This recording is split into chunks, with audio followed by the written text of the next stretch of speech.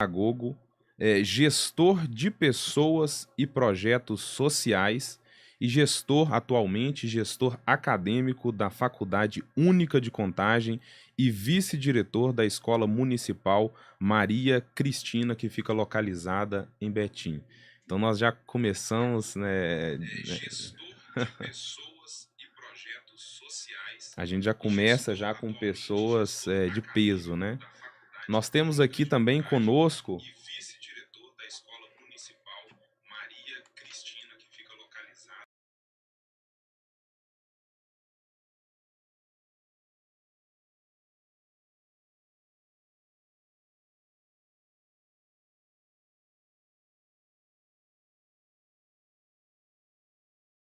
Secretária de Educação do município de Igarapé, que fica aqui em Minas Gerais. É professora de História, né? A gente é para sempre professora de História, na rede estadual de ensino e está contribuindo muito, né, para esse município de Igarapé, com todo o seu conhecimento que ela já tem na área da educação há muitos anos e pode estar contribuindo nessa nova posição como secretária para poder fazer o processo de transformação do município de Igarapé. Obrigado pela sua presença, viu, Marta? Muito obrigado. Eu que agradeço. Nós temos aqui também, né, aí já falando dos autores, né, do livro. Nós temos aqui conosco o Vitor. O Vitor, ele é um grande amigo meu. Agradeço, viu, Vitor, por mais essa produção. Já antecipo justamente os meus agradecimentos. O Vitor, ele é sociólogo, licenciado em sociologia, trabalha justamente na rede estadual de educação e tem contribuído muito com muitos projetos na área da educação.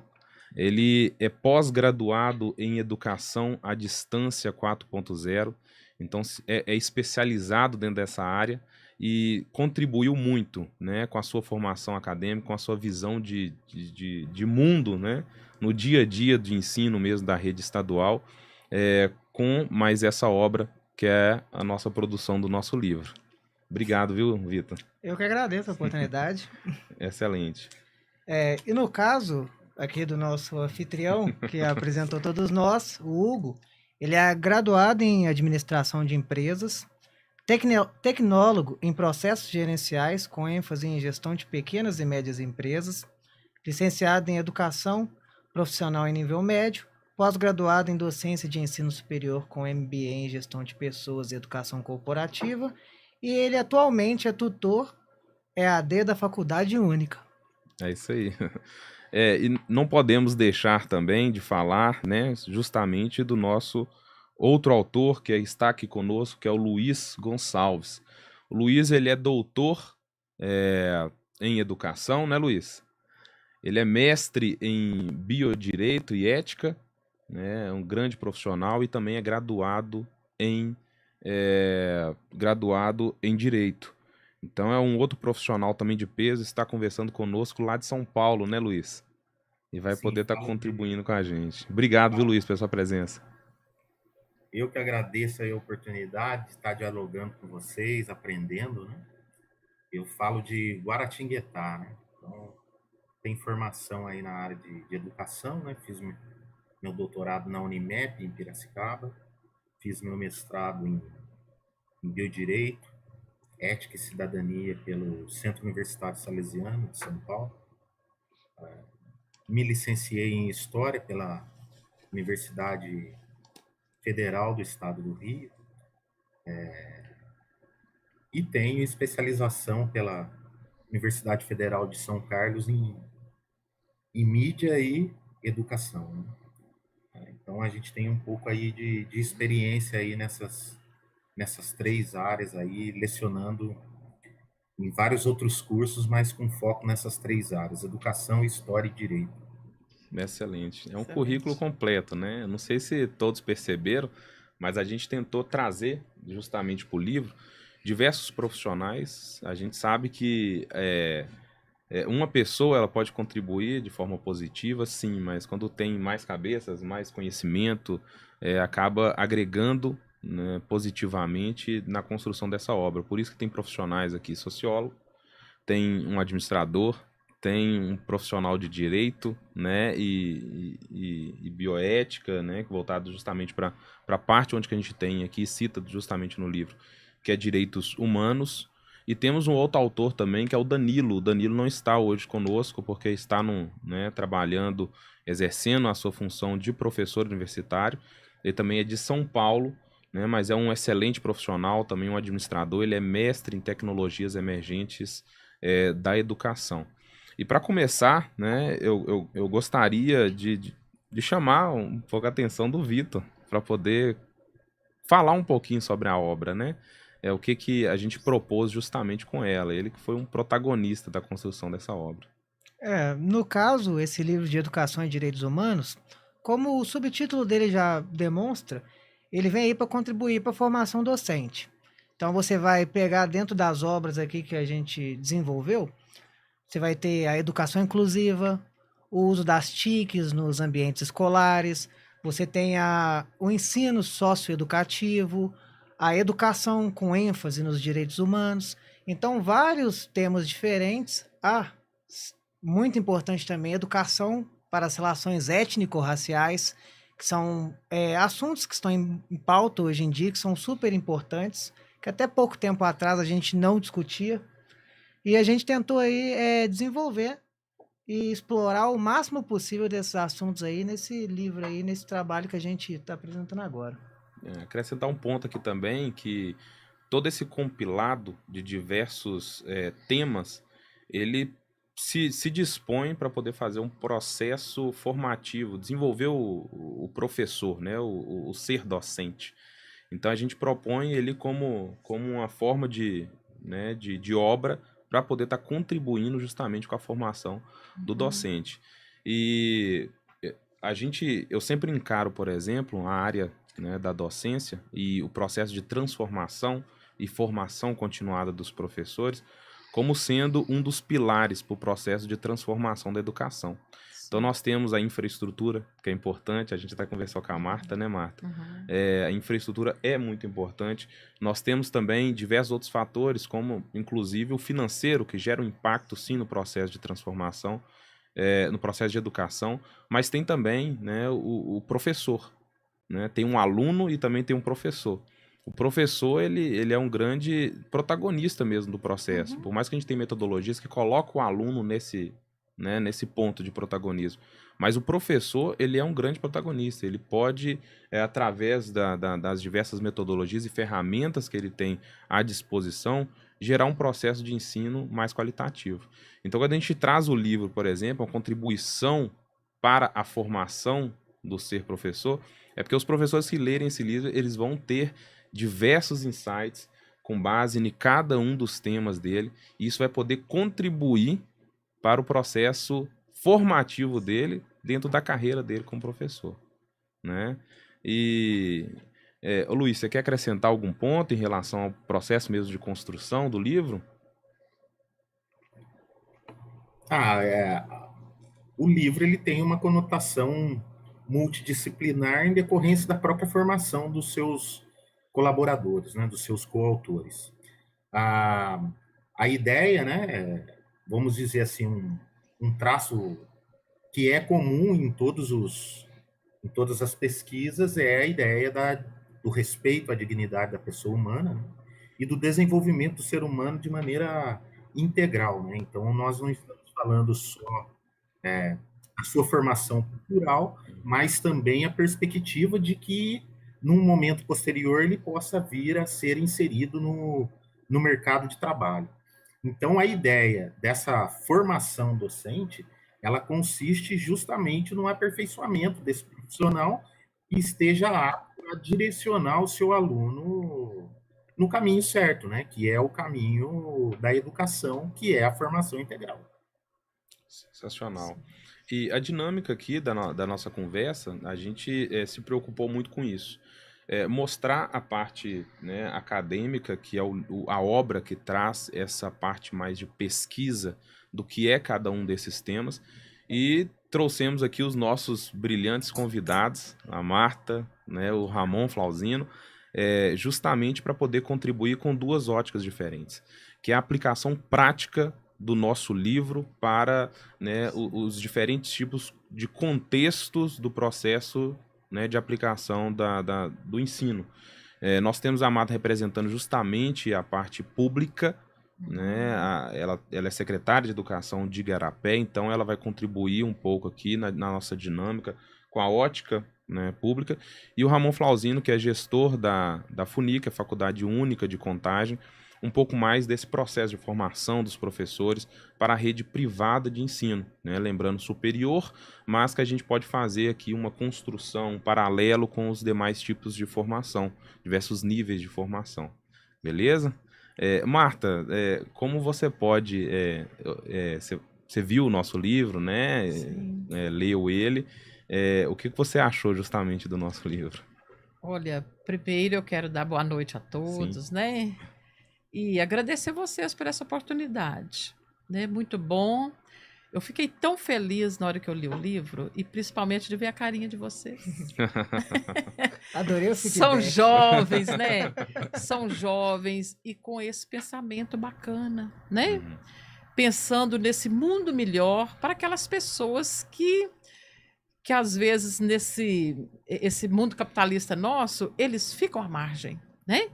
Então é isso que eu vejo que vocês pensam. Então eu li, nossa, eu devorei, né? Porque é um livro que traduz uma trajetória de vida também da minha existência, né?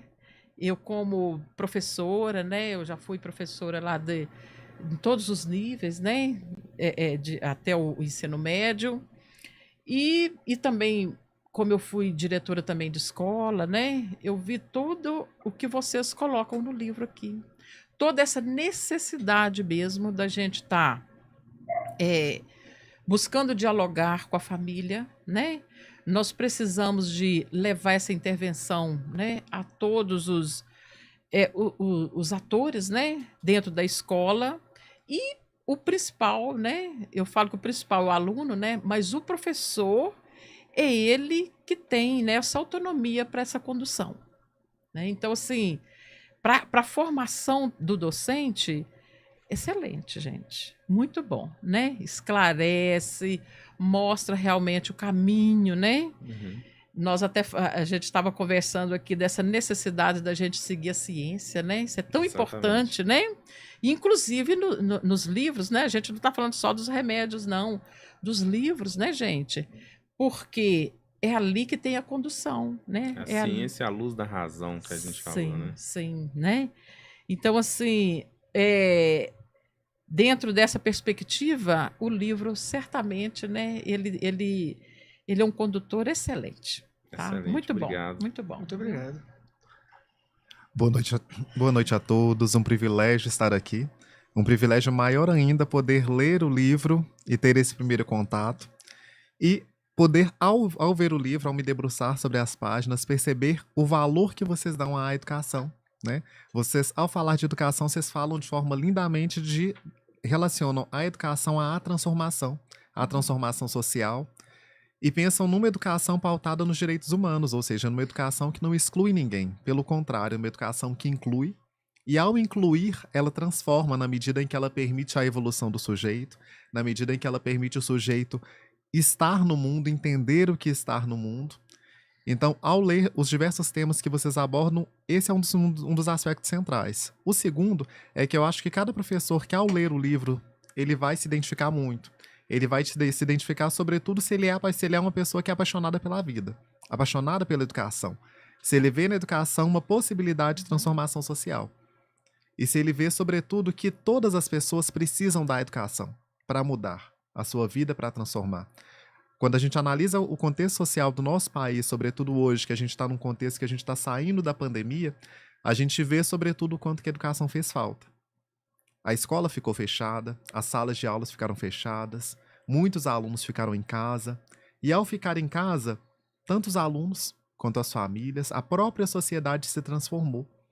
E dentre tantas transformações, nunca como antes a gente parou para perceber que aquele local, que muitas vezes ficava fechado, recluso entre quatro paredes, ele promovia tantas transformações, tantas mudanças.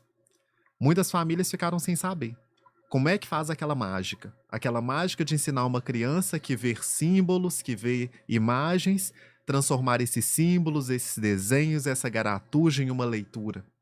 Como é que faz a mágica? Para o pai e para a mãe pode ser uma mágica. Para o professor é ciência, porque ele sabe do que ele está fazendo, ele tem domínio da prática, ele tem domínio teórico.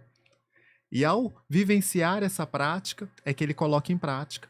Ele aplica a sua história, aplica a sua vivência e dá ao estudante a possibilidade de crescer, a possibilidade de escolher, a possibilidade de estar no mundo. Então isso é muito bonito, porque quando a gente lê a própria Constituição, está previsto na Constituição, conforme vocês escreveram de forma belíssima, que a educação de fato é um direito de todos. Só que se por um lado a gente vê que a educação é direito de todos, por outro a gente vê um monte de pessoas que estão à margem, que não sabem ler, não sabem escrever, não frequentam a escola, não têm acesso ao ensino superior, não têm acesso a uma formação de qualidade que é aquilo que de fato a gente prega. E essa formação para todos, independente da faixa etária, independente do sexo, independente do tempo que essa pessoa venha a frequentar uma rede de ensino. Então, nesse sentido que eu penso naquele tripé, da gente retomar aquele tripé, que é o ensino, a pesquisa, a extensão, que as faculdades, as universidades podem e devem fornecer, desenvolver, de forma a contribuir por essa formação integral. É extremamente relevante também que vocês proponham a construção de um livro, não pensando apenas em educadores que relatam sua prática, mas pensando nos diversos articuladores que devem se fazer presente na construção da teoria para que ela se torne prática. Então, nesse sentido, a gente pensar na posição do administrador, pensar no olhar do professor, pensar no olhar do gestor, ou seja, contemplar a educação em seu sentido amplo. E ao contemplar essa educação, perceber na sua fragilidade, nas suas necessidades, uma grande potencialidade, que é o nosso professor, que é, sim, aquela figura central do processo educativo que conduz práticas, sem o qual nenhuma transformação acontece. É aquele profissional que a gente merece resgatar, que a gente precisa valorizar e, sobretudo, de forma ampla, contribuir para a sua formação inicial e para a sua formação continuada. Pois o professor não para de estudar. A gente continua sempre. Então, que eles continuem estudando por meio das leituras desse livro, que vai ser fenomenal. Você é o quê? Eu sou um eterno estudante. A pessoa já entende, né? Eu sou um professor. E legal na fala que você falou, que de promover justamente a dignidade humana, eu lembro quando a gente estava escrevendo o livro, que é o Vitor que chamou a atenção da gente para poder estar organizando a ordem dos capítulos. Aí ele queria colocar os capítulos numa ordem conforme a gente criou numa pasta, né? E o primeiro capítulo, no final desse compêndio nosso, ficou justamente o que você tocou, né? O processo de construção da dignidade humana. Então a gente fala da educação como direito e a gente fala desse processo de dignificação da pessoa, porque a educação promove esse processo de transformação. Então a gente já colocou ele de cara, justamente ele, e a partir dele a gente vai construindo outros pensamentos, né, Vitor? Exatamente. Hoje, pelo menos na área do ensino, a gente não pode olhar os professores só como trabalhadores da educação. A gente tem que olhar ele como docentes. Por quê? E o valor social da escola? Além da multiplicação dos ensinos básicos e teóricos, a gente tem o valor social do trabalho, a vida em sociedade.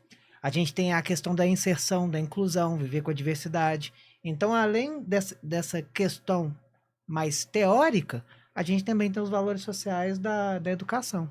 Exatamente. Vitor, eu vejo muita prática de tudo que vocês estão falando, né? Porque para a gente inserir não é fácil, né? Não é fácil. Principalmente agora, durante essa pandemia, nós vimos assim, mas como que a professora vai entrar em contato com o aluno, né? Ele não tem um telefone. Nem isso, gente, né? Um aparelho ali para conectar. Então, nós tivemos até uma ajuda lá em Igarapé também, que vale ressaltar aqui, né? Que foi o fórum nos ajudando, né? Com esses smartphones, né? E outros que eles conseguiam lá, eles passavam para nós entregávamos para Nós entregamos lá para o social, e o social fazia, entregava para realmente aquela pessoa que estava precisando, sabe? Então, assim, para a gente dar conta de conectar, né? Para a gente trazer todos. Realmente, o professor ele tem, né, todo esse trabalho, mas a gente tem que entrar também com essa colaboração, né? São as políticas públicas que precisam de ajudar, né? Precisam de chegar até esses menos favorecidos que precisam mesmo da nossa mão, né? É, então, assim, para a gente conseguir, né? Conseguir mesmo que o professor, né? Desse conta, primeiro, gente, ele emprestou a sua internet, né? Eles não tinham um estúdio bacana assim, não, tá? A casa deles, não. Eles tinham lá, a casa deles, os cachorros latindo, né? Os cachorros latindo lá. Tava falando. Mas, assim, eles deram conta desse trabalho, né? Eu acho que essa pessoa, essa figura de professor aqui, ele deu conta de fazer esse trabalho, né? Que é mesmo buscar, né, esse aluno de todas as formas. E eles fizeram, viu, gente? Até filminho eles conseguiram gravar, né? Então, assim, é bacana, né? Para levar esse direito, o direito mesmo do aluno, né?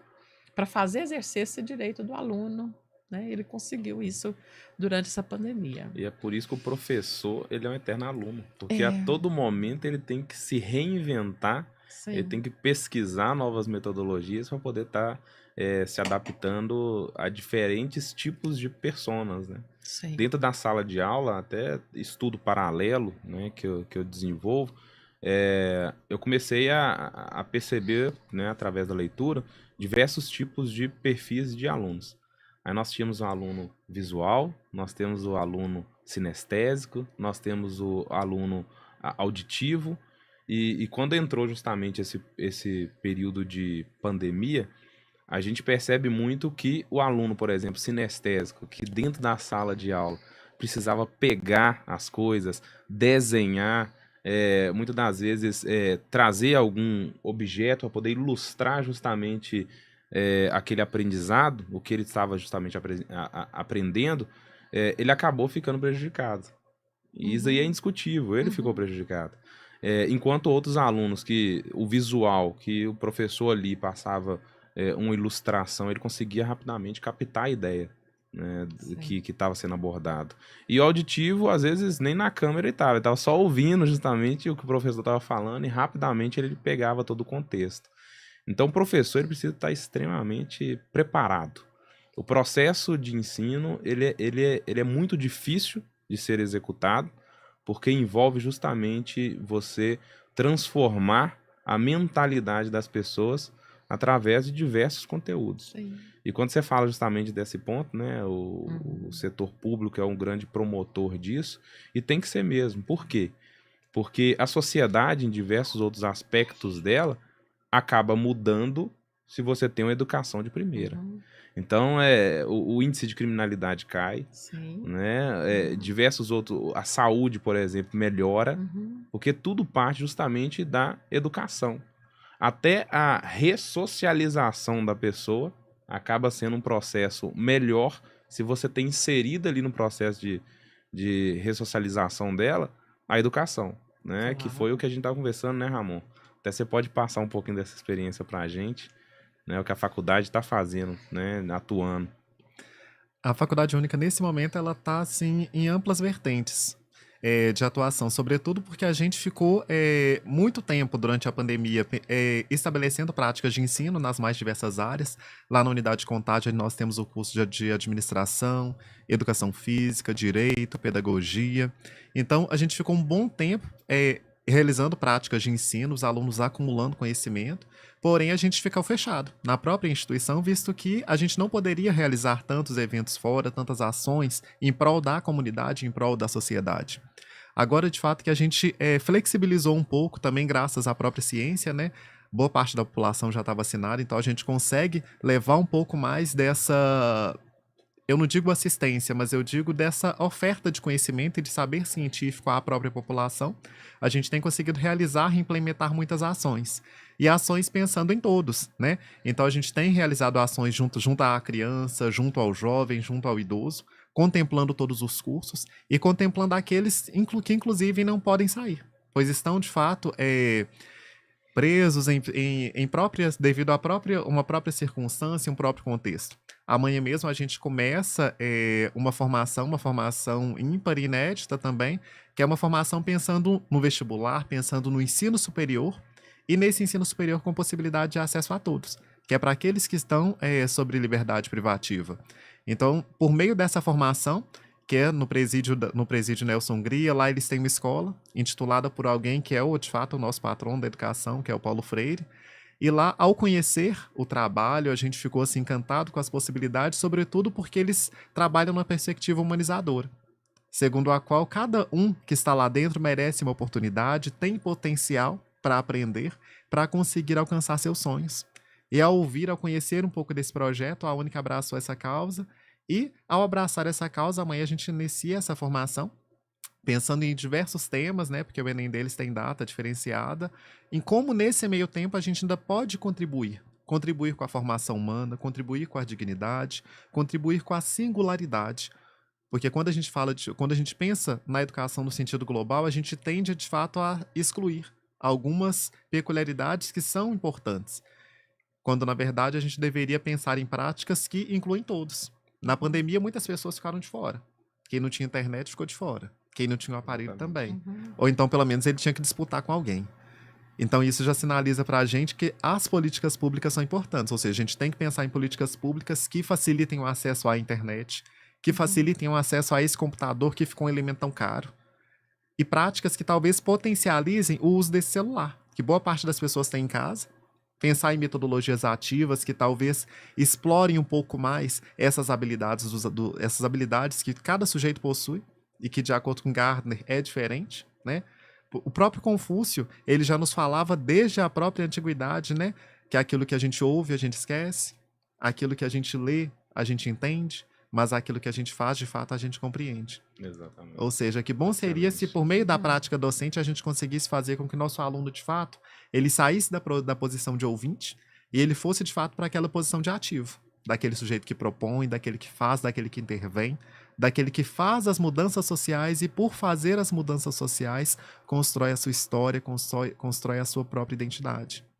Excelente. É fantástico isso, né? Não só a história dele, mas de todos aqueles que estão em sua volta. Né? Exatamente. Né? Isso é super importante, gente. Vivendo em sociedade, né? Uma mãe que ela busca ali estudar e tudo, ela leva o filho também, né? Para esse lado também. Muito bom. É um desenvolvimento, né? Tem um raio grande. Quando a gente dá o primeiro passo, a gente não sabe dos desdobramentos, né? Que ele acontece. Sim. Exatamente.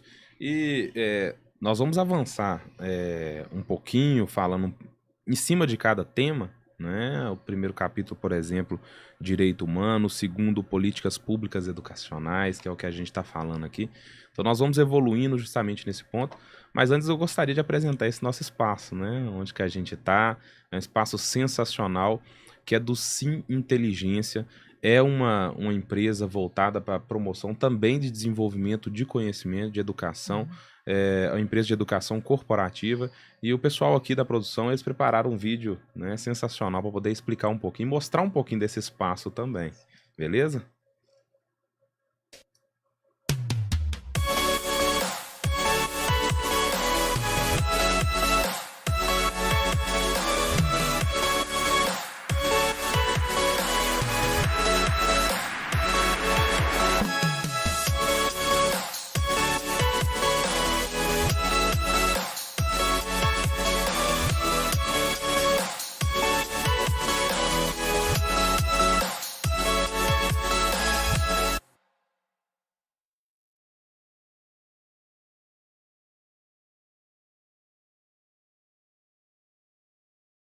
Excelente.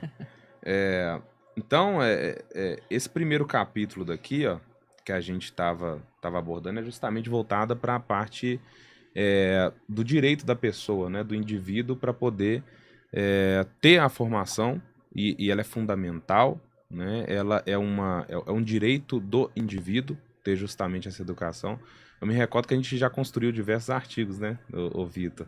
Acho que bem no início de alguns artigos que a gente já construiu, a gente vem trazendo justamente esse ponto, né, do direito mesmo. A Constituição fala, né, que tem que estar fornecendo a educação para a pessoa, né? Eu acho que seria interessante também o Luiz contribuir aí com esse assunto, que ele foi um dos pivôs, né, dessa parte escrita do Exatamente. livro. Verdade. Sim, Vitor, agradecer também e parabenizar aí o professor Ramon, a professora pela fala, né, em relação ao direito à educação. Ah, nada, nada acontece de forma abrupta, né, no campo educacional. Tudo é um processo, né? E a ideia de você colocar hoje o direito à educação como um dos pilares dentro da Constituição, né, já que ele é um direito social previsto no artigo 6º da nossa Carta Maior, né, da nossa Magna Carta, isso não aconteceu da noite para o dia. Né? Quando a gente analisa o aspecto histórico dos direitos humanos, né, a gente pode retroagir ali por volta de 1215, né, na Magna Carta inglesa do rei João Sem Terra. Né? Então, ali o que houve? Ali houve uma limitação de poder, né, de Estado, e, ao mesmo tempo, o início de uma garantia de direitos, né, que ainda não era direitos humanos, mas a gente já tem vamos dizer assim, o início de uma gama de direitos para a gente chegar ao que é hoje. Então, ali você teve uma limitação de poder e ninguém poderia ser preso, por exemplo, de forma arbitrária, né? Isso aconteceu por quê? Por que aconteceu essa Magna Carta inglesa de 1215? Ela aconteceu por conta de dissidências entre clero, entre barões e a própria monarquia, né? Então, houve a reivindicação de direitos e a monarquia, né, que na ocasião era absolutista, né, para não perder totalmente o seu poder, ela teve que ceder. Né? Então, a gente já tem ali o início de direitos, vamos dizer assim, fundamentais. Né? Então, focado inicialmente em liberdade. Em 1776, né, nós temos a independência dos Estados Unidos, que é fruto desse processo também. Né? Então, a ideia de liberdade, de caminhar com as próprias pernas, né, fez com que as colônias inglesas tivesse que reconhecer a própria independência dos territórios, né, norte-americanos e formou-se o que a gente conhece hoje como Estados Unidos da América, e a Constituição disse, né, a Constituição norte-americana da época, que mudou muito pouco, não é como a nossa, que tem várias emendas, né, mas mudou muito pouco de lá para cá, ela fortaleceu, né, a ideia de liberdade, e que todo homem nasce livre, né? Todo homem nasce livre. Posteriormente, né, a gente tem um novo movimento importantíssimo, né, que é a Revolução Francesa, de 1789. Né? Então, a tríade, né, da liberdade, igualdade, fraternidade, ela ganha corpo. Né? Existem críticas, evidentemente. Né? Afinal, a França, dentro dessa tríade de combater o absolutismo, né, mas o país cai nas mãos de um ditador, né, que é o Napoleão. Né? Então, a gente tem avanços, mas vocês vejam que é fruto de revoluções, é fruto de convulsões populares, né, vamos dizer assim. E nesse período de 1789, se a gente fizer uma análise do que acontecia no Brasil em relação ao que acontecia na França, a gente vai ter também vamos dizer assim, o enfraquecimento da monarquia. Né? A gente começa a ter o enfraquecimento da monarquia até que a gente vai ter aí no final dos 1900 aí o advento da República, né? E um novo contexto sob o ponto de vista educacional. Né? Porque em história, a professora vai concordar comigo, existem processos de continuidade e ruptura. né?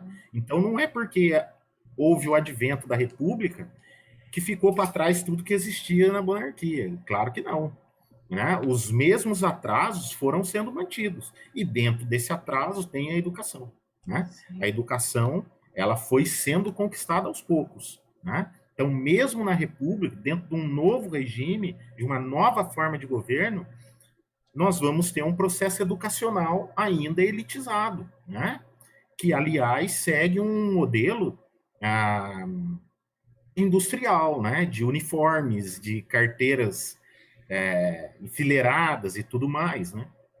Esse modelo, ele vai chegando ao Brasil, né? Mas é fruto ainda de uma democracia? Ainda não, né? A educação no Brasil, ela, em termos democráticos, ela é muito recente, né? Por isso que quando se compara educação estrangeira com a nossa, você tem que analisar período, você tem que analisar que tipo de educação que você está falando, né? O Brasil, o primeiro curso superior do Brasil é de 1827, né? Que é o curso de Direito em Olinda, depois São Paulo, né? Então, ó, 1827, você vê a Universidade de Coimbra, em Portugal, já tinha antes de 1500, né? Os grandes celeiros, vamos dizer assim, de intelectuais já existiam na Europa há muito tempo. Coimbra, Bolonha, na Itália, né? A Universidade de Frankfurt, na Alemanha, a Universidade de Oxford, na Inglaterra, ou seja, a gente, mesmo aqui na América, né? A gente já tem outros países com um núcleo educacional muito mais desenvolvido. E o Brasil começa a engatinhar em 1827, né? Com os cursos jurídicos, né? Aí você vai ter Faculdade de Medicina em Salvador, né? Na Bahia e tudo mais. Mas vocês vejam que é fruto de um processo histórico, né? E em 1934 a gente vai ter o reconhecimento da educação como um direito social, né? Vejam vocês aí, 1934, né? O Brasil descoberto em 1500, então a gente vai ter aí 400 e poucos anos depois o reconhecimento de um direito, né? Pelo menos no papel, que deveria ser para todos, né? Mesmo assim, não vai ser, né? Você vê, por exemplo, se você pegar as políticas educacionais da década de 30, você vai ver que não existia nenhum olhar, por exemplo, para a área rural, né? A educação no setor rural, ela praticamente foi inalterada em relação às políticas que foram sendo desenvolvidas a partir de 30, né? Então, tudo isso daí, eu vi que vocês citaram aí a questão da educação inclusiva, você vai conseguindo identificar alguns, vamos dizer assim, protagonistas nesse setor, né? Então, você tem Pestalozzi, né? Você tem Montessori, né? Que vai desenvolver um trabalho diferenciado e vai se identificar dentro dessas áreas. Mas tudo isso levou muito tempo. Então, hoje, né? E isso está dentro do nosso livro aí, da nossa pesquisa, a educação como um direito humano, ela ganha realmente esse status a partir de 1988. Ou seja, perto de outros países, nós somos aí um recém-nascido, né? Vamos dizer assim. Né? E a gente procurou diferenciar no livro a ideia de educação em direitos humanos, em que você analisa o aspecto axiológico de vários direitos, né? Direito à saúde, direito à alimentação, direito à vida, né? Em que você trabalha vários valores de educação do direito humano à educação. São coisas distintas. Educar em direitos humanos e educação e direito humano à educação. Então, são coisas distintas. Hoje a gente vive esse momento, né? Muitas políticas públicas foram criadas de 1988 para cá. A gente tem legislações ótimas, né? A própria LDB, que é de 96, ela mantém aí de forma pulsante os seus institutos, né? Estão em vigor até hoje. Passamos por muitas transformações em relação a outras legislações, mas a gente já conseguiu caminhar, né? A gente tem um Estatuto da Criança e do Adolescente que favorece, né, e prioriza o direito à educação, o próprio Estatuto do Idoso, a gente tem documentos internacionais oriundos do Unicef, oriundos da Unesco, né? E de documentos que o Brasil assinou e ratificou e que adentraram dentro do nosso ordenamento jurídico com força de emenda constitucional, porque para o pessoal que está nos assistindo e acompanhando, né? Quando o Brasil assina um documento internacional que versa sobre direitos humanos, ele também é votado aqui. E por ser de direitos humanos, ele exige que seja um quórum qualificado de votação. Então, ele entra com força de emenda constitucional. É como se tivesse criado uma lei dentro da Constituição, né? Então, os tratados de direitos humanos, e aí eu insiro essa questão da educação, quando eles são assinados em nível internacional, eles são aprovados, passam por votação dentro do nosso Congresso, né? E são admitidos com força de norma constitucional. Então, hoje, quando a gente fala em educação, a gente trabalha em terreno seguro, porque é um instituto respaldado na Constituição e também em dezenas de instrumentos legislativos infraconstitucionais. Vale ressaltar também que está na educação, né, nós temos justamente a educação, a Constituição que nos respalda que a educação é um direito do indivíduo, deve ser aplicada, mas a gente estava até conversando com a Marta agora há pouco, né? Ainda há muita escassez, né, de recurso. E recurso para justamente promover a educação. E tem pessoas, inclusive, que a educação ainda não chegaram justamente a eles, que é um outro agravante, né, nesse processo. Exato. Esse é um ponto dificultador, né? Essa questão mesmo do aluno, a gente não conseguir chegar, né? Nós temos a intenção, nós buscamos, mas como que nós vamos chegar nesse aluno? Esse é super importante, né? E difícil, né? Muito, até na necessidade desse aluno, né? Sim. Quando eu falo da necessidade, porque a gente fala da educação básica até o ensino médio. Mas e o pós-ensino médio? O jovem precisa trabalhar. Sim. Ele precisa sustentar a família, ele precisa encontrar a sua própria identidade, a sua própria formação. Então, da gente pensar essa formação dele não apenas uma formação de âmbito científico, mas de pensar numa formação profissional, de pensar numa formação de sobrevivência, de subsistência e de contribuição também social, porque ele pode contribuir de forma ampla. E é uma quantidade também muito grande de pessoas que só têm educação básica, né, Luiz? O acesso inclui a permanência, né? Quando a gente fala em acesso, a gente inclui a permanência. Não tem como você falar de acesso retirando a manutenção desse aluno dentro do ambiente escolar ou acadêmico, né? Eu posso contar, por exemplo, o que acontece lá no Unifor, né? A gente tem um núcleo de atendimento ao aluno que passa por diversos problemas, inclusive com limitações, né? E eu já fui muito bem atendido por eles, né? Em razão de feedback que eles me deram de alunos com problemas, né? Por exemplo, com limitações de ordem visual, né? Então, você faz uma prova, por exemplo, com um tamanho de letra maior, né? Mas como que eu vou saber disso? É um feedback do núcleo que está passando para o professor, né? Então, a gente tem aluno, que nem o professor Ramon falou aí, de questão de internet, né? O que os professores lá fizeram? A gente gravava as aulas, colocava num pendrive, né? E encaminhava para os alunos a aula gravada, né? Então, ele não ficou dependente da internet, né?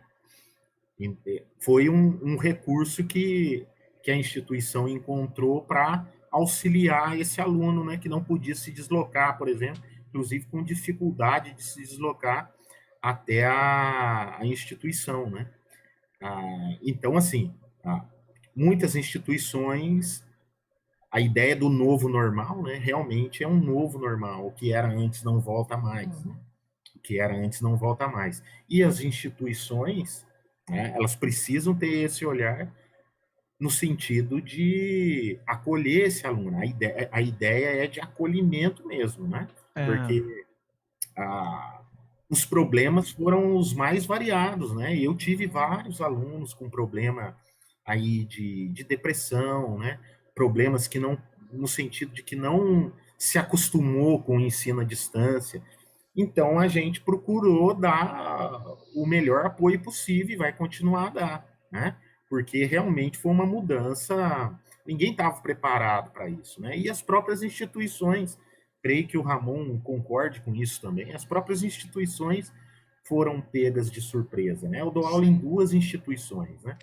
No Centro Universitário de Volta Redonda e no Centro de Estudos Ambientais em Roseira, né? No estado de São Paulo. E assim, por conta da questão econômica, a instituição do estado do Rio estava mais preparada, né? Já tinha um curso, inclusive, de sistema de informação. Então, eles deram, por exemplo, folga para a gente, vamos dizer assim, durante 2 semanas, e quando a gente retornou, estava tudo funcionando, né? Estava lá o Teams, estava lá o Google, né? E todo mundo passou a sofrer capacitação para poder atender esse aluno. E eu hoje, por exemplo, né, a gente faz parte do Semesp e a gente está participando de capacitação, inclusive com professores estrangeiros, né? Tive uma mentoria hoje com um professor da Universidade do Arizona, né? Então, você veja, essa questão da pandemia pegou todo mundo de surpresa. Em compensação, na outra instituição, a gente já não teve essa mesma eficiência, mas por conta mesmo dessa ausência de materialidade, né? Não tinha os recursos necessários para atender esse aluno de maneira tão efetiva quanto, né? Então também foi feito o que foi possível fazer, mas a gente consegue visualizar uma diferença entre a universidade A e a universidade B. Então agora, com esses 2 anos de pandemia, né, a gente faz uma releitura daquilo que vai passar a ser, né? Então, o uso de tecnologia, ele não regride mais, né? Já vinha acontecendo de maneira, né, vamos dizer assim, a conta-gotas, né? Alguns cursos já estavam adotando, mas hoje ele não retrocede mais. É daqui para frente. A ideia de um modelo híbrido, ela acaba sendo muito viável para essas instituições que já deram esse passo inicial no sentido de aprimorar seus professores e melhorar a tecnologia das instituições. Ô, Luiz, o que eu tiro disso é que, além da diversidade no ambiente de ensino, a gente tem que investir em perpetuação e manutenção do contínuo, como eu posso dizer, estar do aluno ali. Então, não é só incluir ele, a gente também tem que fazer a manutenção. E a gente faz a manutenção através desses processos inclusivos, que é o acesso. E, querendo ou não, hoje a gente vive numa atualidade que sem internet fica até difícil. Qualquer lugar que você vai, você tem internet, você tem acesso. E por que na escola não? Exatamente, né? E é muito, eu sou muito crítico, tá, do processo de ensino à distância por conta dos diferentes tipos de perfis de aluno. Nem todo mundo está preparado para o ensino 100% EAD. Né? Tem aluno que justamente não gostaria de estar nesse ensino. Como bem o professor aqui disse, né? Teve gente que teve depressão, né?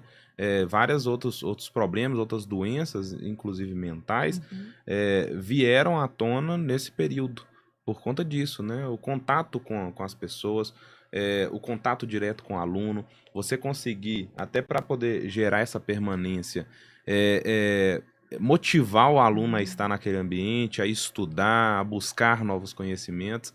Isso daí, muitas das vezes, é muito fácil você fazer de forma pessoal.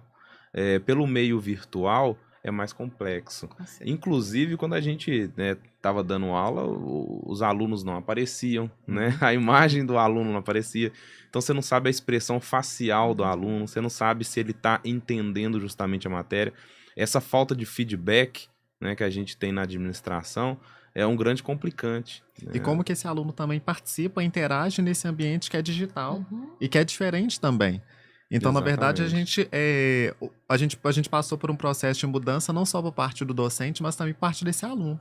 Exatamente. Que enquanto estava na sala de aula, de certa forma, é mais fácil, né? Ele está num contexto que é propício para a aprendizagem. E quando a gente está, por exemplo, nesse contexto que é o contexto do dia a dia, eu estou em casa, eu estou no carro, eu estou no trânsito, e ao mesmo tempo Exatamente. todos esses locais se tornam salas de aula em que também é momento de aprender. Como que eu interajo, como que eu construo conhecimento, como que o professor, nesse contexto amplo e diverso, seja ele do ensino superior ou da educação básica, como que ele ao mesmo tempo se forma e mantém sua rotina, né? Ele utiliza literalmente as 24 horas. Ele trabalha de meia-noite às 6, ele 12 por trabalha durante o 48. dia, ele se vira nos 30, que afinal de contas ele tem que se formar, Uhum. porque ele tem que aprender a utilizar a tecnologia. Se ele nunca usou, ele precisou aprender. Exatamente. Teve professor que foi mais ousado, falou assim, não, logo passou 2 semanas eu vou fazer as lives, aprendeu a mexer no Instagram, quem não tinha criou. Eu acho bacana, porque antigamente os alunos ainda brincavam, não, o professor tem dificuldade para mexer no data show. Aí a situação inverteu. Sim. Eles tiveram que aprender a mexer no Exatamente. Meet, Sim. Google Sim. Classroom. Uhum. Eles aprenderam a mexer com e-mail, trabalhar através do WhatsApp. Então foi uma inovação para todos os lados. E aí a gente vê, de fato, a BNCC aí em prática. Porque a própria Base Nacional Comum Curricular, ela propõe um ensino diferenciado, ela propõe um ensino por meio das tecnologias digitais. As próprias tecnologias aparecem na BNCC de cima e embaixo, de todas as disciplinas, até porque ela não propõe um ensino disciplinar. E nunca foram tão bem trabalhadas, né? Sim. Acho que é porque o professor, de fato, ele ousou, né? Ele saiu um pouco daquela situação, assim, de fazer o mesmo, para agora falar assim, tudo que eu fazia antes, agora eu não posso fazer mais. E E é agora? bom. Como eu ensino? É bom trazer esse ponto daqui também, porque assim como existem diversos tipos de perfis de alunos, nós temos diversos tipos de perfis de professores. Uhum. Então, eu acho que o extremo disso daqui que eu tô falando é o professor conteudista. Sim. O professor conteudista é aquele que passava tudo no quadro, né? Os alunos explicava através, né, do didatismo do conteúdo. Passava o conteúdo, pediu o pessoal poder ler aquilo que Esse estava. ano que vem, a mesma coisa, depois a mesma coisa. Ele repete, ele replica. repete. E Exatamente. o mais engraçado, por haver vários modelos de aprendizagem, o aluno pode aprender a mesma coisa, o professor pode passar em todos os anos a mesma coisa, e daqui 5 anos você pergunta a ele o que era aquilo, ele não saber te explicar. Uhum. Às vezes ele só repete. Só Ele repete. não reflete sobre o seu processo, enquanto a aprendizagem é Que reflexão. prática é essa, né? Onde? Né? Aquilo que a gente estava falando. Eu aprendi, e agora? O que eu vou fazer com, né? com essa Intervenção aprendizagem? pedagógica, onde que eu Certo. aplico isso? Aplico, Aí né? nesse ponto daí, eu acho que o professor teve que se reinventar. Sim. E vale destacar que o aluno, ele é um. Eu considero justamente ele um ponto de maior fragilidade. Por quê? Uhum. Porque o professor está ali, ele está exercendo a função dele, mas teoricamente ele já sabe o conteúdo. Uhum. Né? A vida dele já é uma vida transformada pela educação. O aluno não. O aluno é aquele que está buscando novos conhecimentos para poder transformar né, ou desenvolver o seu modo de subsistência. Então eu encaro ele como sendo um ponto justamente mais frágil. E aí eu pego uma fala mais passada que a gente já veio discutindo, inclusive o Luiz, né, Luiz? Você contribuiu bastante com a gente aí, que é justamente do direito fundamental da educação para com o ser humano, e a gente tem que entender como é que está essa proporção. Então, no livro a gente traz políticas públicas, né, para a educação básica. Então, como que está a disposição, por exemplo, da quantidade de pessoas de alunos que nós temos na educação básica e a quantidade de alunos que nós temos na educação superior? Na educação básica é muito maior. Uhum. E como que tá as políticas públicas justamente para contribuir com esse processo de formação?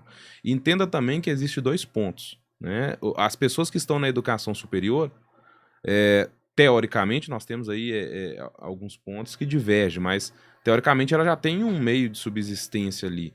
Muitas das pessoas que estão na educação superior já têm um emprego, já está fazendo estágio, então já tem uma condição ali que a gente pode dizer assim que supre a subsistência dela. Algumas outras pessoas que estão, alguns discentes que estão na educação básica, são pessoas que muitas das vezes dependem da merenda para poder estar tendo o almoço.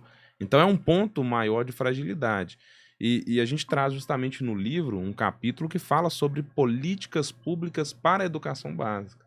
Acredito que a Marta pode estar reforçando Sim. bastante, né? O próprio Luiz com a parte, o contexto histórico, né? Do processo de transformação da educação, porque isso é muito importante ser falado. Demais, né? Nós, na hora que você falou dessa necessidade do professor, né?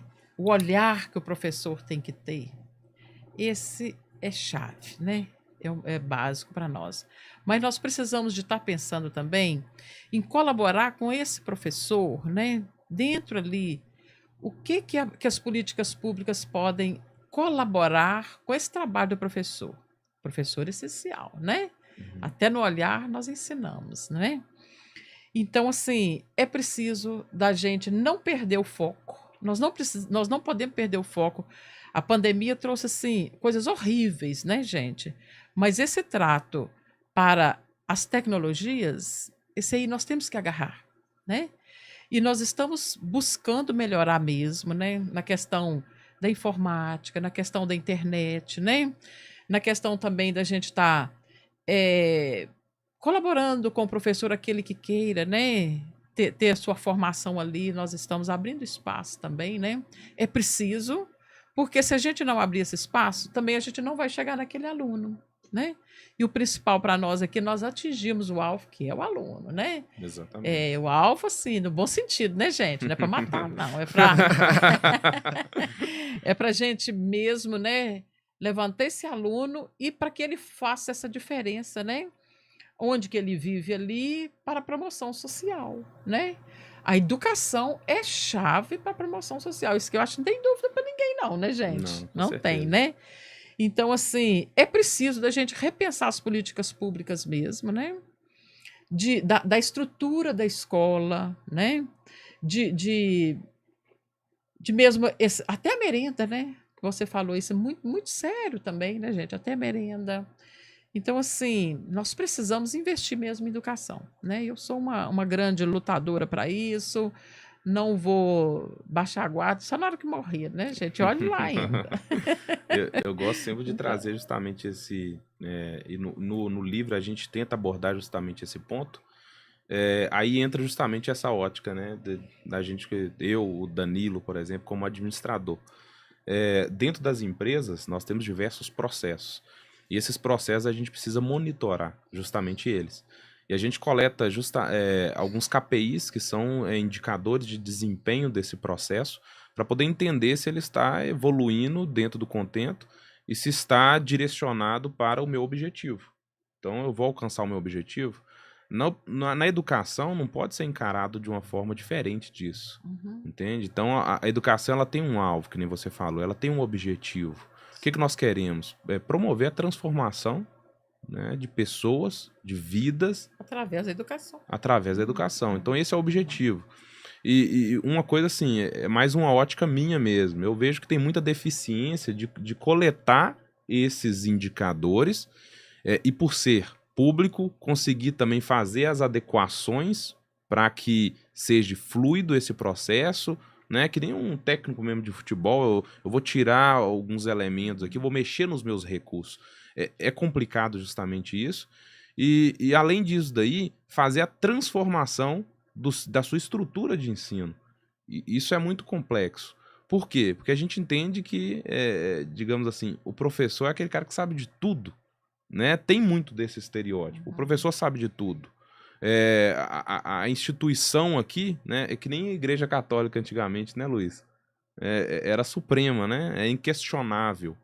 Então, o processo científico é justamente isso, é questionar. E nós precisamos questionar a educação como ela está hoje.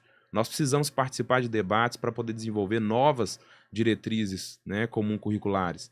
Nós precisamos participar desse processo para transformar o ser docente, para poder desenvolver novos processos de capacitação, porque ele não é perfeito, e não vai ser, e não é para ser também. A gente tem que buscar justamente esses conhecimentos e essa inovação para que a educação seja cada vez mais aliada à necessidade que nós temos de momento. Então a educação tem que estar transformando também. Sim. Basicamente, deu para perceber aí que o livro ele traz várias fagulhas de várias áreas do conhecimento diferente aliados à educação. Então aí basicamente isso aqui é só um start, um início, e é aquela ideia, né, da intervenção pedagógica, é para aquela pessoa que pegar o livro, ela conseguir fazer um bom proveito e até aplicação mesmo aí na sua vida, docente ou no dia a dia dela mesmo. Eu recomendo, viu? Muito bom. Com certeza, inovação. Vai ser uma excelente leitura aí para todos, tanto para os professores, para os estudantes, para aqueles que estão de fato em informação e para aqueles que querem transformar a sua realidade, transformar o cotidiano, pensar a vida sobre uma outra ótica, naquela ótica que você pode contribuir, que você pode somar, que você pode sair daquela situação que você só escuta para aquele momento de fato que você pode fazer, que você pode transformar, que você pode mudar. Exatamente.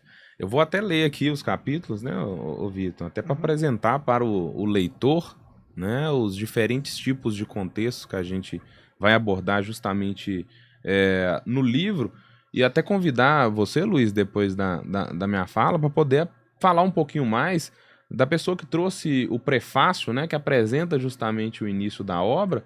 É uma pessoa de peso, uma pessoa que dentro da área da educação é uma pessoa de nome, né, de renome, de um trabalho também maravilhoso. Então, ó, nós temos aqui no primeiro capítulo do livro, nós temos educação como direito humano, inclusão social e materialização da dignidade da pessoa humana. Nós temos também o segundo capítulo, políticas públicas educacionais e seus reflexos sobre a educação básica brasileira. A gente debateu sobre isso aqui. Também tem no processo de aprendizagem, teorias e processos psicológicos da educação. Então é um outro ponto que a gente pode preparar mais e mais o professor para o processo de ensino. Nós temos também educação para as relações étnico-raciais. Temos a importância da educação escolar no sistema prisional brasileiro.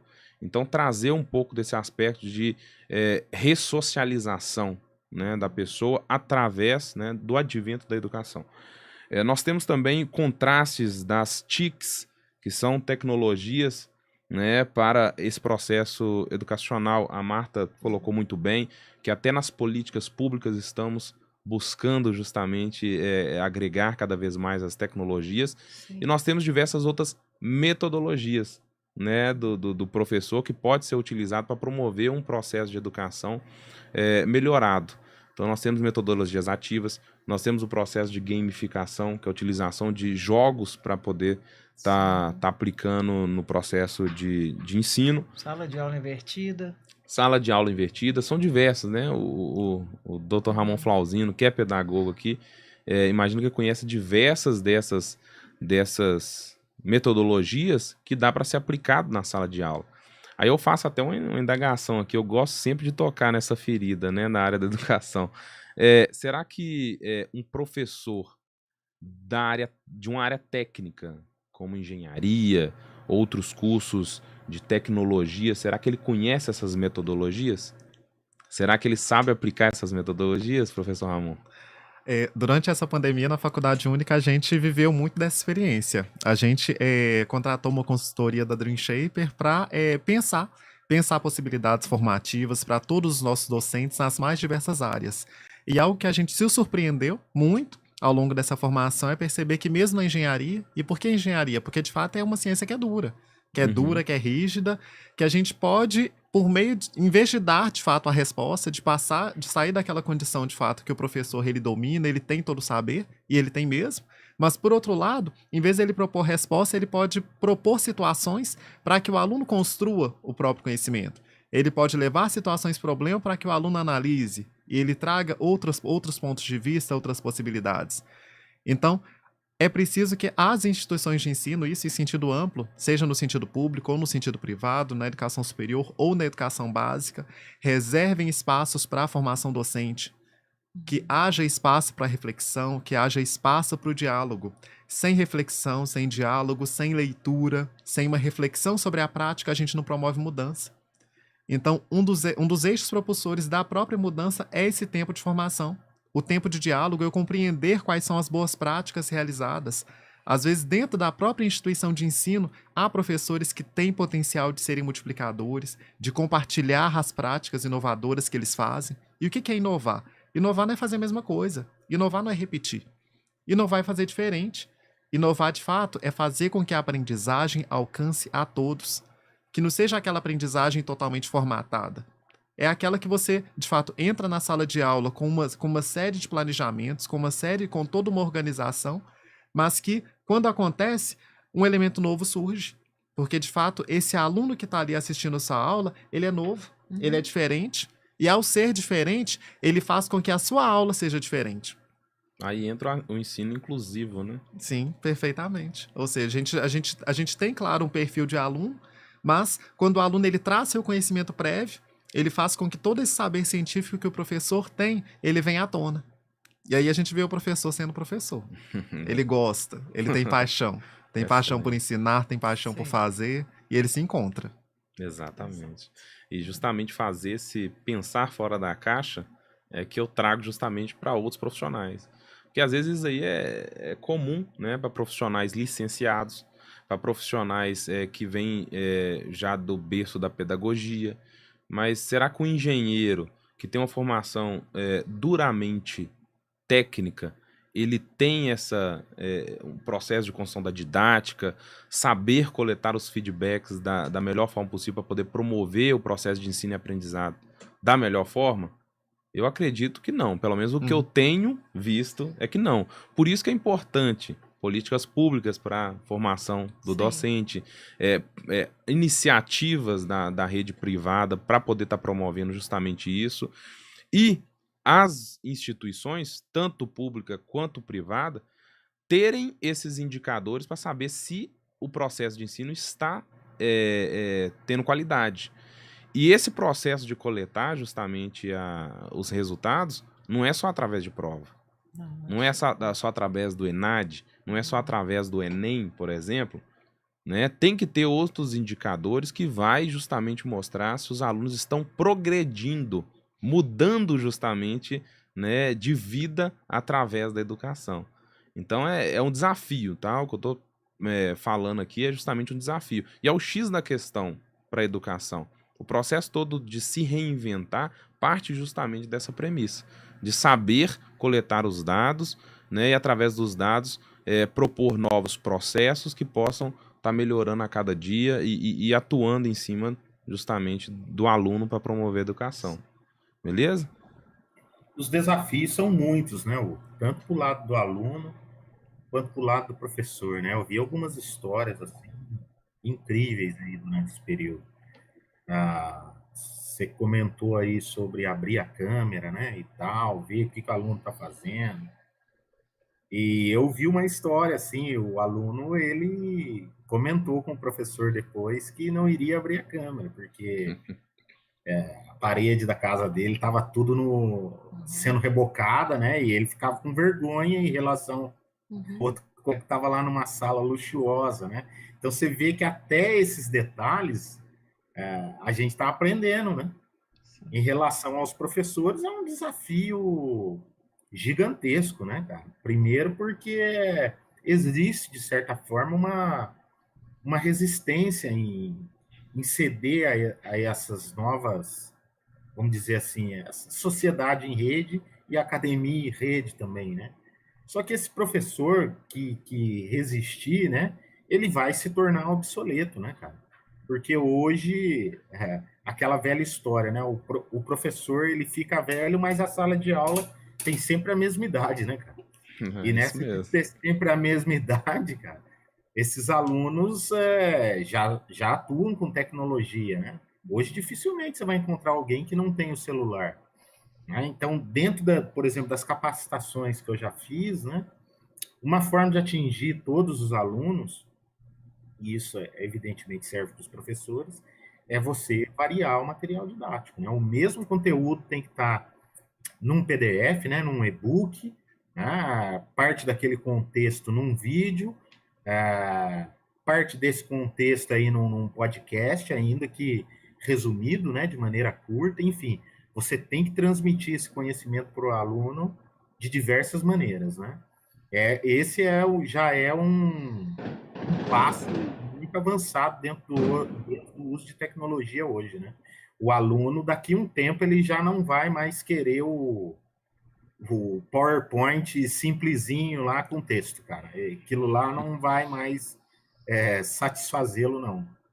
Né? Então, Exatamente. isso também, né, a gente está aí com 2 gestores praticamente aí de educação, serve como parâmetro, né, cara? A gestão ela também tem que caminhar dentro desse dinamismo aí de novas tendências, né? Tá atento a Sim. tudo isso daí. E a capacitação dos professores, evidentemente, é um grande desafio, né? Tanto por conta de resistências, mas também é analisar o perfil do aluno que você está recebendo, né, cara? É, Quem é esse aluno que você está recebendo, né? Quais são os problemas que ele tem, né? Então você tem que saber disso daí, né? Você tem que saber disso aí, cara. Né? Então, assim, esses desafios aí terão de ser enfrentados, né? E daí vale aquele ditado: quem chega primeiro bebe água limpa, né? Dentro dessa concorrência toda, né? A gente sabe, principalmente no setor privado, a gente sabe que ofertar ao aluno melhores condições é o início do sucesso, né? Luiz, durante esse processo de mudança, eu vendo você falando aí da proposta do professor, de fato, utilizar o quadro, utilizar o slide, que o aluno, de fato, vai se sentir inquieto, né, em relação a essa proposta. Eu lembrei de 2 aplicações simples que muitos professores têm utilizado, né, na sala de aula, têm utilizado em processos de ensino e aprendizagem, seja presenciais ou, sobretudo, remoto, que é o Kahoot e o Socrative, que, de fato, o aluno ele está na tela junto com o professor, e o que vai sair, ninguém sabe. Porque vai sair a ideia do aluno, vai sair aquilo que ele propõe, ou seja, nesse contexto a gente já passa a incluir no contexto de ensino e aprendizagem ideias que tornam o aluno um sujeito autônomo. Esse sujeito criativo que ele pode expressar, Instiga o aluno, né? Uhum. ele não é aquele sujeito passivo que está sentado para escutar. Ele Exatamente. está ali para dizer. Então tem que morrer É, justamente esse processo de é o que o conteudismo. Freire chamou de educação bancária, né, cara? Isso daí a ideia de uma educação bancária, ela vai ficar obsoleta. No uso de tecnologia, o aluno, ele não é, de forma alguma, sujeito passivo, né, cara? Legal Ele é que o esse termo, protagonista da relação ensino-aprendizagem, né, cara? Ele é o protagonista. esse, Ele não existe mais aquela ideia dele ficar só recebendo informação, né? Não é isso, cara. essa educação bancária que você faz aí também remete a um outro ponto, né? Muito importante. O que faz a gente repensar bastante justamente o ponto do EAD. Né? Além de você não conhecer, através do EAD, as particularidades e dificuldades do aluno, então eu não considero o EAD muito inclusivo nesse sentido. Você tem também outros pontos também que envolvem justamente você tirar a possibilidade do professor se reinventar e alcançar através desses diversos aspectos daí um processo de educação de qualidade. Então tem que tomar muito cuidado, porque logicamente, né, uma faculdade, por exemplo, uma instituição privada, ela tem fins lucrativos, né, mas tem que sempre manter no seu processo de constituição o foco na transformação de vidas através da educação. Então, se você tiver algo diferente disso daí, aquela instituição, o meu ponto de vista, eu acho que ela vai deixar de existir. Assim como o professor que não sabe se reinventar, né, dentro da sala de aula. E o conhecer aquele aluno, né, é muito importante. O que faz aí essa ideia, né, promove a sua ideia aí, que nós não podemos ser só EAD de jeito nenhum, né? Não. De forma alguma. Nós precisamos de ter esse olhar mesmo para o aluno, compreender, né? Como o professor Luiz falou ali, até fechar a câmera, né? A câmera lá que a gente Tem um a câmera, contexto. né? Tem um contexto que a gente pode aprender com isso também, né? É preciso do professor estar antenado realmente com aquele aluno. Quem são meus alunos, né? Por que está aquele aluno rebelde? Vamos conhecer, vamos saber por quê, né? Isso a gente consegue muito presencial, né? Exatamente. Ou então Presencial. talvez da gente reinventar esse ensino à distância, né? Fazer aquilo que o Romero Tório propõe, que é fazer esse ensino à distância sem distância. Então, de fato, romper de fato essa questão da presença física ser um empecilho, um requisito para a própria aprendizagem. Na medida em que o docente, utilizando as próprias tecnologias digitais, ele pode disponibilizar perfis, trilhas específicas para cada estudante. Ele não precisa disponibilizar um único material. Ele pode disponibilizar vários recursos. Ele pode ouvir e preparar para cada estudante atividades que são diversificadas. Ao invés de dar, de fato, aquele material que é pronto, aquele material que é comum. Aí a gente passa para o contexto no qual o professor ele domina o conteúdo, ele conhece e ele compartilha esse saber com alguém que tem muito também a oferecer, que é esse estudante, que tem uma história, tem uma vivência, tem uma prática, tem uma identidade, que precisa ser construída e compreendida nesse processo de ensino-aprendizagem. E ao ser compreendida, vai remodelando a própria prática de ensino, que vai ser diferente para a turma A, que vai ser diferente para a turma B, visto que não vai ter uma classificação, nem uma categorização. Vão ter processos distintos, processos amplos, que vão contemplar as diversas necessidades e nuances que se fazem necessárias no processo de ensinar e aprender. Excelente, sensacional. Dentro da fala de vocês aí, é interessante aí também, ô Ramon, e Hugo, professora Marta e Vitor, é a gente diferenciar o EAD, né?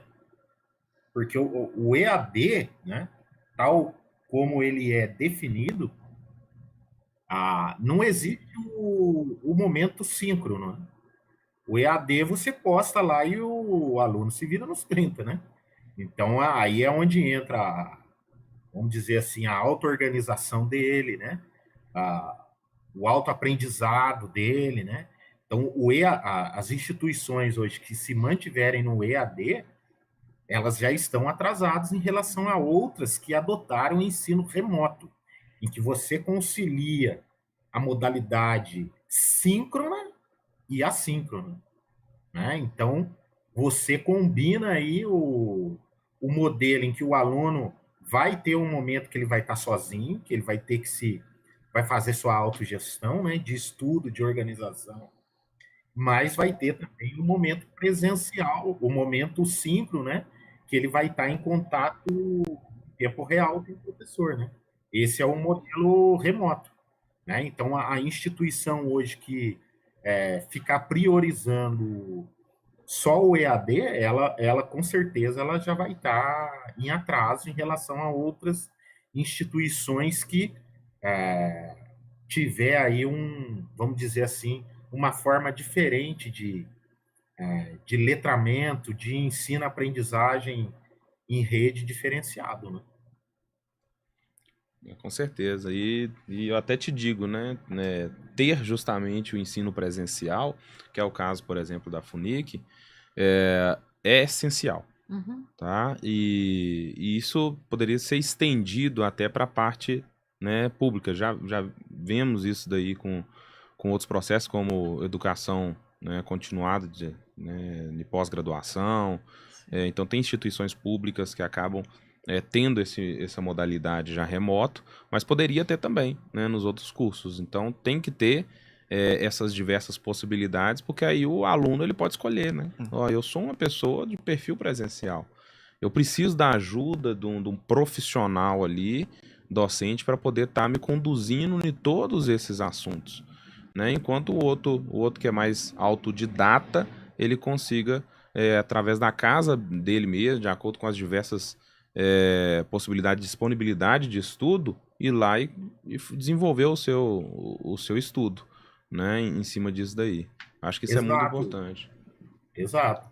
Aqui em Roseira, por exemplo, a gente está usando esse método aí que você falou. A gente tem aula presencial e hoje, por exemplo, para participar aqui, coincidiu de eu ter a prova com eles. Então, eu postei a prova, né? Então, eles estão fazendo a prova. E eu estou aqui participando do nosso evento, né? Excelente. Mas eu tive aula com eles semana passada no presencial. Então, assim, esse modelo aí que você está falando, ele é hoje o modelo, vamos dizer assim, mais conveniente para o nosso momento, né? Conciliar o presencial e o remoto. Exatamente. Até em outros momentos, o próprio EAD, né? Exatamente. E o conhecimento, assim como eu comentei agora há pouco, né, antes do nosso evento aqui, que você colocar simplesmente, né, o conteúdo lá disposto para o aluno, em formato de vídeo, outros materiais, não garante que ele realmente está aprendendo, né? E ter justamente a forma da gente estar quantificando o aprendizado do aluno única em uma prova, aí é pior ainda. A gente não vai conseguir alcançar, né, os indicadores necessários para que mostre para a gente que o aluno realmente aprendeu. Então precisa de outros processos aí. Tem que ser participativo. Agora, isso daí também, Hugo, assim, para o ano que vem, estudo aí, no meu pensamento, né, cara, é planejamento, né? As instituições, né, precisam chamar os professores e fazer o planejamento das aulas, né, cara? O que vai ser, o que vai ser prioritário, né? Como que vai ser o processo de avaliação, né? Deixar mais ou menos preparado para o aluno também não ser surpreendido, né? Exatamente. E tem que ser participativo, acho que foi o Ramon que falou aqui, não foi, Ramon? Do ponto de vista de coletar as informações foi a Marta, né? De coletar as informações ali dos professores para saber exatamente qual que é a demanda para estar atendendo aquilo. Você acertar o alvo certinho. Exatamente. E eu vou um pouco além, Hugo, da gente, ao pensar, de fato, esse processo de ensino presencial, que ele tenha um dos diferenciais que eu gosto muito da Única, é da questão da acessibilidade. A gente sabe quem que é o professor, a gente sabe quem é o coordenador, e ele está à disposição a que tempo? A qualquer tempo, né? A gente conversa de forma próxima, a gente tem essa relação muito próxima. Diferente, muitas vezes, do ensino à distância, que às vezes você conversa com o tutor. Sem menosprezar, claro, o conhecimento, o saber do próprio tutor, mas a presença do professor também é importante, para envolver e para contemplar esse processo amplo de ensino e aprendizagem. Não, com certeza. Gente, eu estou observando aqui, né, a distância tão grande entre uma educação na escola, né, básica mesmo, né, os alunos da educação básica, e já, né, os do superior. Então é preciso, até voltando aqui para o livro, né, que a gente atente também para esse fato. Nós precisamos, né, são as políticas públicas, inclusive nacionais, eles precisam ter esse olhar para esse aluno, né, que ele não tem, para a gente garantir esse direito de educação, né, quando o Luiz fala ali que não tem volta, também acho que não tem, mas nós temos que prover as escolas, né, com internet, né, com todas essas ferramentas, para que ele também não fique fora, viu? Ele não pode ficar fora, né? E talvez aquela casinha dele ali, aquele lugar dele ali, não seja o suficiente também para ele ter essa aula online. É preciso da gente estar repensando isso também, né? Direito, é direito sim, né? É direito dele, mas ainda não chegou, tá? Esse direito não chegou em todos os lares e é preciso da gente lutar por isso também, tá? O direito dele é da educação, né? Não é de ter uma sala, de ter um professor. Sim. Ele tem que ter educação. Ele tem que ter educação, né? E de que forma que isso está chegando para ele, né? A pandemia deixou assim, abriu, né? Abriu esse leque e falou assim, nossa, meu Deus, né? Onde, né? Como que eu vou agir aqui? De que forma que eu vou agir? Por quê? Como que nós vamos chegar até esse aluno? Nós até pensamos assim, eu até conversando com o juiz, né, do fórum lá que nos ajudou, que até hoje nos ajuda. Aí falou assim, mas como você vai fazer com a internet para chegar? Eu falei assim, a gente vai dar um jeito. Nós temos que dar um jeito aí, né? Vamos colocar nas praças, de que forma for, mas assim, é muito difícil isso, gente. É muito difícil você chegar em todos os bairros, em todas as casas, né? Onde que o essencial é a alimentação, né? O direito, né? A sobrevivência ali mesmo. E como que a gente vai exigir isso da família? Né? Então, assim, o direito, né? Esse direito à educação, muito bom, né? O livro aqui maravilhoso, porque desperta essa atenção que nós temos que ter, né? Qual que é o direito realmente do aluno, né? Da gente colocar tudo assim, né? Agora vai ser online. Não, agora não. Tudo bem que a pandemia, né? Deu esse leque aí, porém nós temos que estar repensando isso aqui, tá? E forçar mesmo, né? Mostrar para os nossos governantes aí a necessidade, né? De inclusão digital, inclusão digital. Perfeito. Ô, gente, eu gostaria de agradecer a presença de todos vocês. Luiz, você quer acrescentar as considerações né, do nosso prefácio? Queria agradecer todo mundo aí, parabenizar pelo diálogo, né? Infelizmente, a professora Ana Viola não pôde comparecer, ela também tem os compromissos dela, né? A Uhum. professora Ana Viola é pós-doutora em Direitos Humanos pela Universidade de Coimbra, né? Fez gentilmente aí o prefácio do nosso livro. Ela adorou aí os conteúdos, né? Divididos cada qual nos seus capítulos. Me disse, né?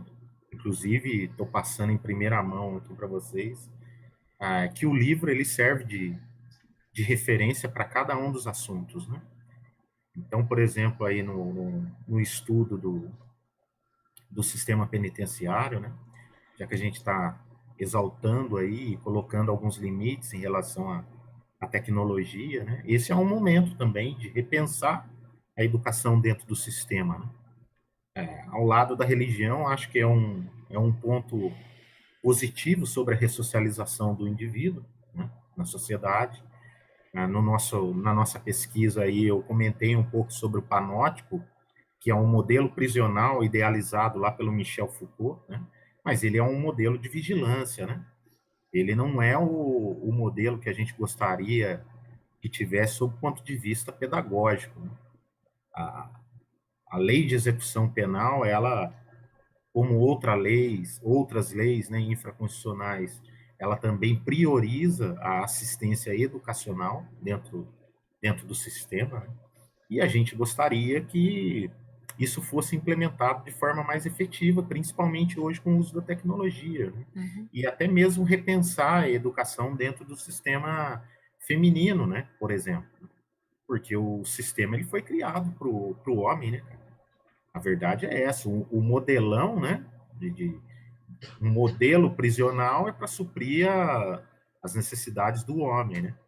E não se pensou aí nas necessidades do ambiente feminino, né, de gestante e tudo mais, né?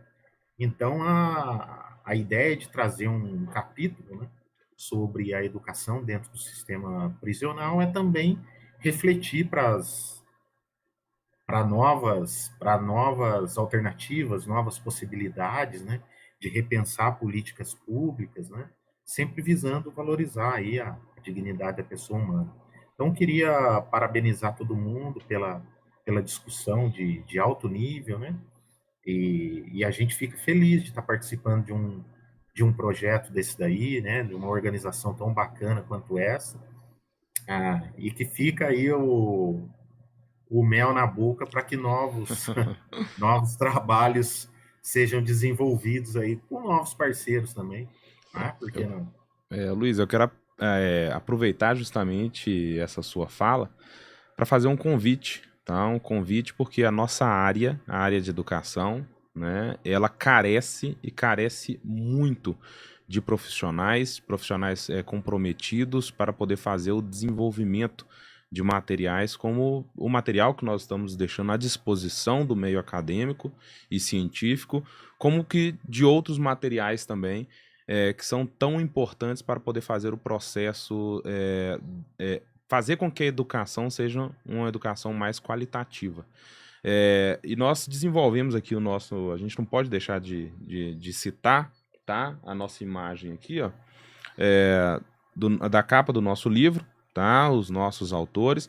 Esse livro daqui ele foi desenvolvido, né, em parceria com a editora A Luz Científica, juntamente com a RSEMOS, que é uma revista multidisciplinar voltada para a educação.